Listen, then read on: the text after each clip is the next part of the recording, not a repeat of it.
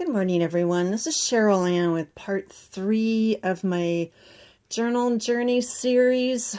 And this is kind of the midpoint when I was making my journals. At some point, I discovered Gina over at the Rebookery, and I really liked how she used fabric in her journals. Of course, I had to overdo it. I did find a lot of these journals, the binder journals with the rings. This one has 5. And like I said, I kind of overdid it. I got my sewing machine out and I sewed around the edges of the paper.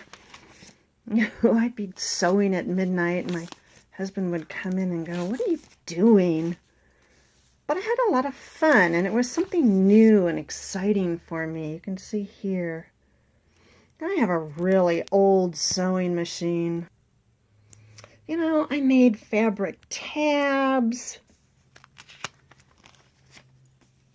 I made little ruffles. I really had fun with this, and I kind of carried that on through what I'm doing now. Some of these I put on lace.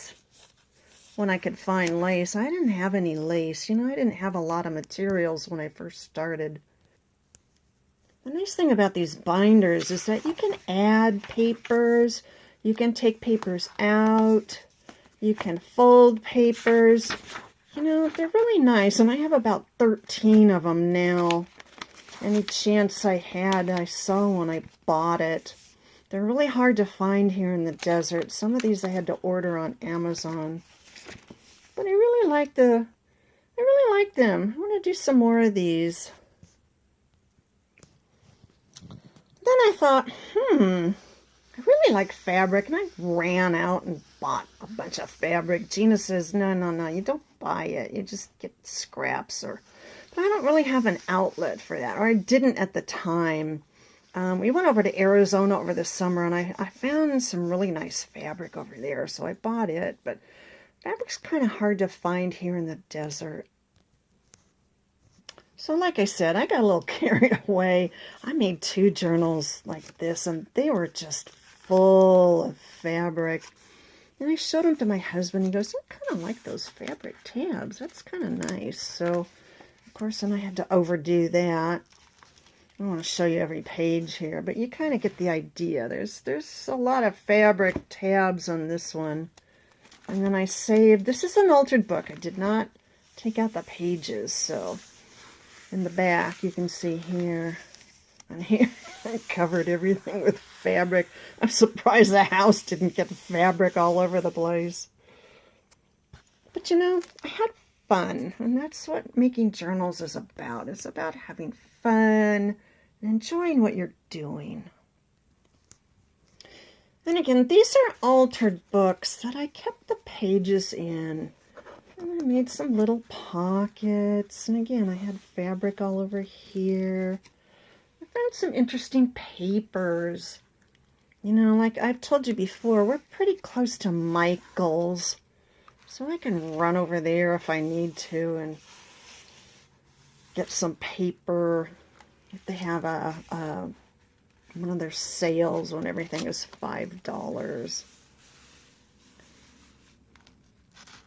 Of course, this has a lot of fabric in it and on it. Well, this is the one I watched, this Seth Apter video. And he was talking about on some of his art, if you just make these little designs, it adds a whole new dimension. Look at that one.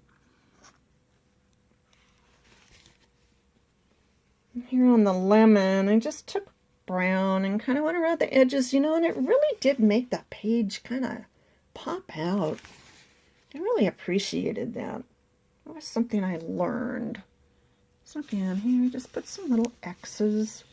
This one I went all out. I really love this one. I don't know if I can ever part with it. I might list it in my Etsy store. I haven't decided yet. So you can see this one. I really like this one. It came out nice. This isn't Mod Podge. This is the gel medium, so the pages don't stick together.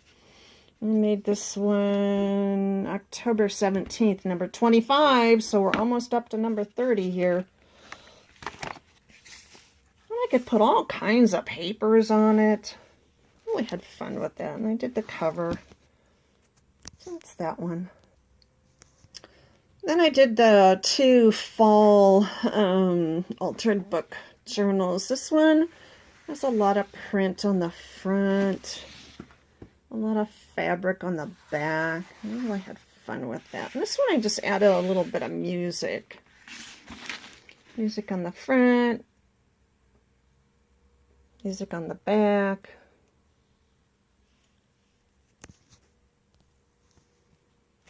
Yeah, I kind of got carried away with the fabric.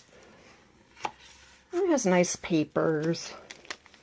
I've already done a video on this one and the other one, so I don't want to do it now. But this one, it was fun. I really liked that. And then this one, I've already done a video on these two. I think it's under my altered books, so I don't want to go through the whole thing. But I did a lot of fabric tabs. There's threads sticking out. I really like these. They're not as intimidating. You don't have to write on every page. So some pages, like this one I had, I decorated, and this is a page to write on.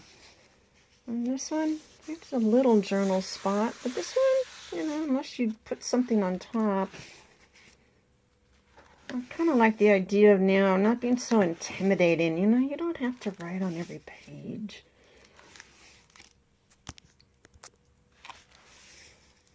And that was number 22. Oh, it's that one. I love fabric now. So then Gina over at the Rebookery came up with the idea. She calls these fabric waterfalls. So I watched her tutorial 30 times, and if I don't do something kinesthetically with my hands, I don't learn it. It's that old finger memory that I had as a pianist. So finally I just did it right along with her, and I really kind of like these. They have little tabs here, little pockets that you can stick stuff in. So I think she calls these fabric waterfalls. So that was something new I picked up, and I'm going to try to put some of them in my journals from now on. So that was kind of at the midpoint with my journals. I still love doing these altered books. For me, because I had never sewn, it's just easier to do this than to have to try to manipulate signatures. I still like to do the signatures, but I really like these altered books. Like I said, for people like me, it's just easier. We don't have to worry about lining up signatures and my big old hands trying to get into a book. So the next part is part 4, and it kind of comes to the end of where I am and what I'm going to do in the future. So please check that out. Have a great day. Bye-bye.